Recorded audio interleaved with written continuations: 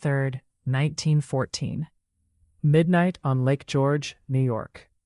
Flames tear through the wooden towers of the Fort William Henry Hotel, a 400-room palace built for the richest families in America. Guests in silk robes stumble onto the lawn, clutching jewelry boxes instead of children. By dawn, the grandest hotel on the lake is a smoking skeleton. It is not the first time this has happened here. It will not be the last.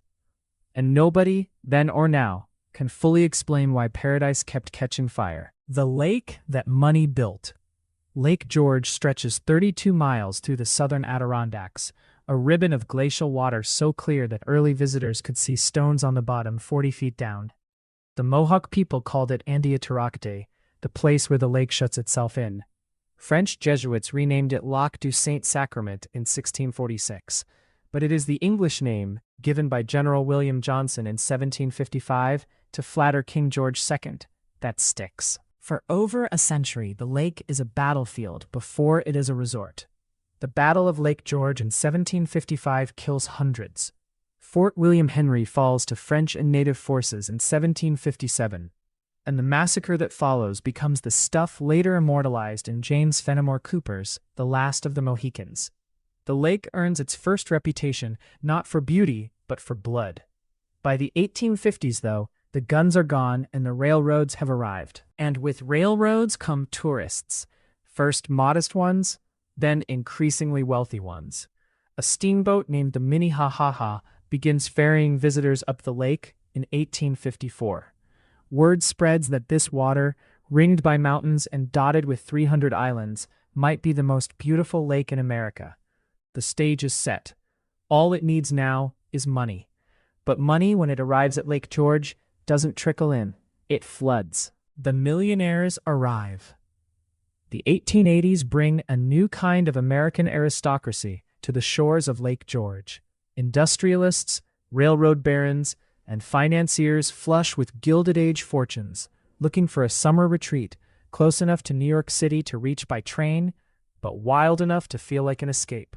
They settle along a stretch of shoreline near Bolton Landing that soon earns a nickname. Spencer Trask, 32, a New York investment banker who will later help finance Thomas Edison's electric company, builds one of the first great camps here in the 1880s.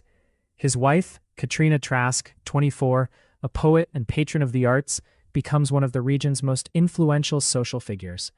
Together, they help transform a quiet lakeside hamlet into a playground for old and new money alike.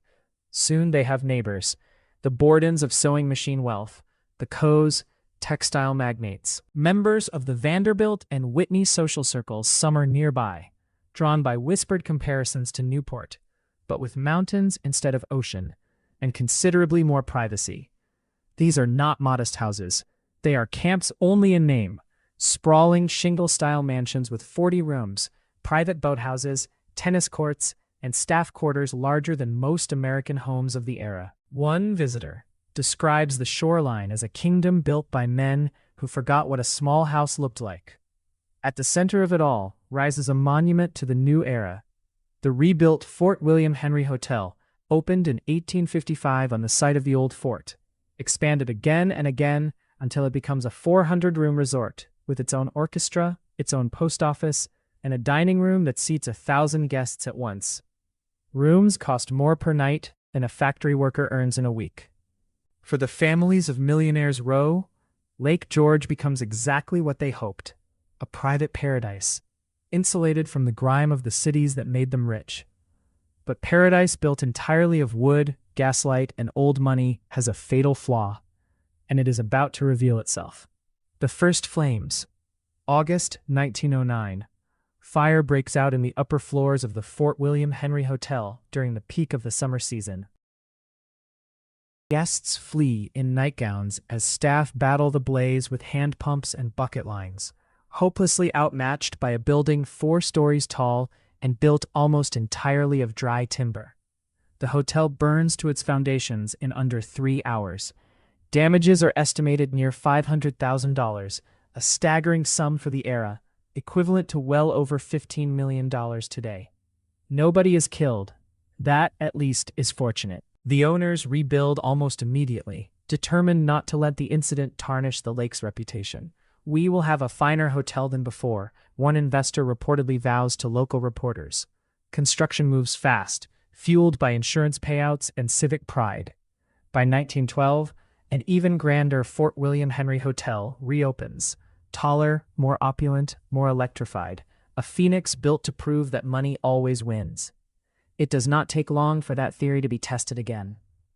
Because 2 years later, in September 1914, the new hotel burns too. This time, the fire draws quiet questions. Insurance investigators note that fires at grand wooden resort hotels are becoming disturbingly common across the Northeast in this era. Dozens burned between 1890 and 1930, many under circumstances later described as convenient.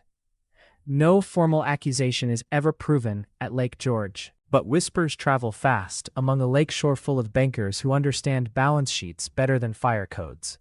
A resort that seems too expensive to maintain has just proven remarkably easy to lose. And the fires, it turns out, are only the first crack in the foundation of this gilded world. The world changes around them. By the 1920s, a different kind of threat creeps toward Millionaires Row, one that no insurance policy can prevent. For decades, Lake George's exclusivity depended on distance and difficulty. You needed money for the train, money for the steamboat transfer, money for the staff to open your camp each June. But paved highways now stretch north from New York City, and a growing American middle class can simply drive up for a weekend, rent a modest cabin, and enjoy the same water the Trasks and the Bordens once treated as their private domain. Roadside motor courts and family-run tourist cabins begin multiplying along Route 9, offering a night's stay for a fraction of what a single dinner once cost at the Fort William Henry. The lake that was built as a fortress of privilege begins filling, mile by mile, with exactly the kind of ordinary American families the original millionaires had come here to avoid. Then comes 1929. The stock market collapses in October, wiping out fortunes across the country in a matter of days. For families whose entire summer identity revolved around maintaining 40-room camps with dozens of live-in staff, the math no longer works. Many of the great estates, which once required an army of gardeners, cooks, and boatmen to operate, become financial anchors instead of status symbols. One by one, the grand camps go quiet. Shutters stay closed through summers that once buzzed with orchestras and regattas. Some families sell, others simply walk away, unable to afford upkeep on buildings now worth a fraction of their construction cost. The Gilded Age is ending, not with one dramatic collapse, but with a slow, uncomfortable exhale. And for the buildings left standing empty, fire proves to be more than a fear. It becomes a solution. The second wave of fires, through the 1930s and 1940s, a pattern emerges across the grand hotels and resort structures of the Adirondack Lake region that historians still debate today. Aging wooden buildings, expensive to insure, impossible to fill, and increasingly obsolete, begin burning down at a rate that outpaces simple bad luck. The Sagamore Hotel on Green Island, built in 1883 as a summer palace for the wealthy, burns entirely in 1893, is rebuilt, and burns again in 1914, the very same year as the second Fort William Henry blaze. It will not reopen in its original grand form for decades. Investigators of the period frequently cite the same causes: faulty electrical wiring in buildings never designed for modern loads, unattended boiler rooms, and dry summer conditions. But local newspapers of the 1930s occasionally hint at something less accidental, noting with careful phrasing that several resort fires occur shortly after ownership disputes or unpaid tax bills. No sweeping conspiracy is ever formally proven. Arson investigations of the era are limited by primitive forensic science, and most insurance claims are paid without serious challenge. But the pattern is impossible to ignore. Across the Gilded Age resort towns of the American Northeast, the same story repeats. Grand Hotel built in boom times, Grand Hotel becomes unaffordable, Grand Hotel burns, land gets sold for a fraction of its former value. At Lake George, the effect is visible along the entire shoreline. Where 40-room camps once stood behind private gates, Empty foundations and overgrown lawns take their place. Millionaires Row, once the most exclusive address in upstate New York, becomes something closer to a ghost row. The lake remembers everyone who tried to own it. One longtime Bolton Landing resident reportedly tells a visiting journalist decades later. It just doesn't let them keep it. By the close of the Second World War, the era of private lakeside empires is effectively finished. But the story of Lake George does not end in ashes. It transforms into something almost nobody among the original millionaires could have predicted: a new kind of paradise.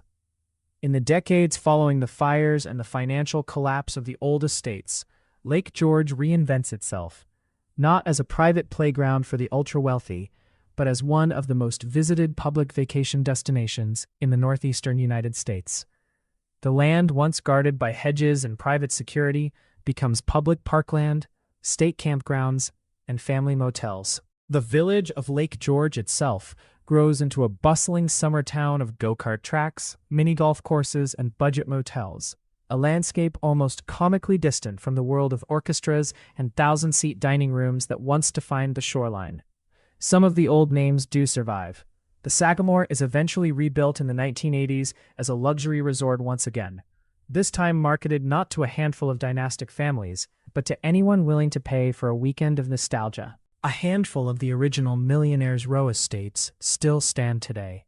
Carefully preserved, their owners now more likely to be corporate retreats or historical trusts than robber barons. Roughly 7 million visitors now pass through the Lake George region each year, a number the Gilded Age elite, who prized the lake precisely for its exclusivity, would likely have found horrifying. And yet, the water itself remains almost exactly as it was in 1985.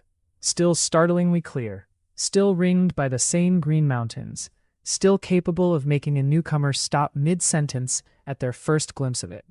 The mansions burned, the fortunes evaporated, the families scattered, but the lake, somehow, is still exactly what it always was, a place people are willing to burn everything to hold on to, even when, in the end, none of them ever really could. And if the story of Lake George proves anything, it's that paradise never stays owned for long. The next chapter of that story, the modern battle over these same waters, fought not with fire, but with algae blooms, invasive species, and a fight over who gets to control the lake's future, is only just beginning.